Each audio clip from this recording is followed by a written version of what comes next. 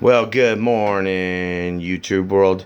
So, yes, I woke up this morning to get a bunch of towels that I washed last night. Did a lot of overdue spring cleaning for the wife and kiddos in about 105-degree weather and sweated my you-know-what off and almost passed out 4 or 5 times. All on my own. Thank you very much. Yes.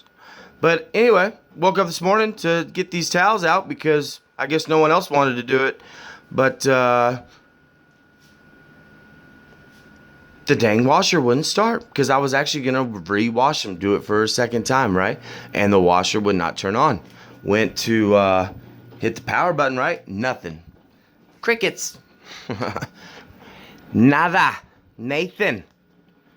So went and watched a couple of YouTube videos, right? This one guy was saying basically, you know, there's a spring back behind here and it just wasn't popping all the way back on his. So yeah, he explained, you know, there's one screw here somewhere, right? And then you open this up and then there's 2, right? One on each side.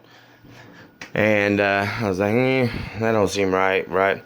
So then I went down here. I don't know why, but I was like, maybe there's a bunch of water in the, oh, what would you call that? It's called the, like the, oh, the pump. Yeah, the pump filter. It's the filter. But man, so I pulled that out. Of course, water leaks gushed out. I mean, it wasn't too much, you know, but a little. Had to put a towel down there and soak it all up. Didn't quite get it all because it was quite a, you know, it just came out and it was awkward. Can't fit a towel all the way down up underneath there. Well, anyway, my wife, thank God for my wife, she found another video of this lady that unfortunately she ate $85 for a repairman, and the repairman basically told her, oh yeah, you know, with the you're gonna probably need something, you know, done, and it's gonna, you know, he called her back and I guess gave her an estimate. You're probably looking at a $500-600 fix. You know, you might as well just go ahead and get a new washer, right?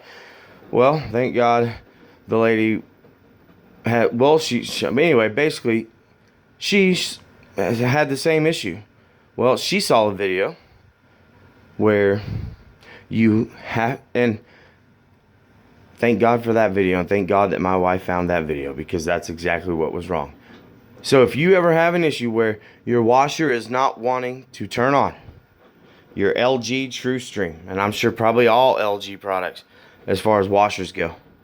I don't know how many product lines they have as far as underneath their washer you know, their appliances as far as washers go, but yeah, I know I'm going off on tangents and rambling, but basically you just unplug the washer from the electrical outlet, your power button, hold that in for 5 seconds.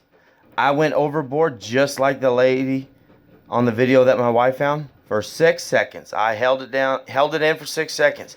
Then you go over to the play pause, do the same thing, hold it in for 5 seconds. Again, I went overboard and did 6. And then you just plug it back in and boop boop. Oh yeah, we're gonna have clean clothes. Daddy gonna be smelling good. What? All right, hope this helps y'all. Later. Deuces. Be blessed.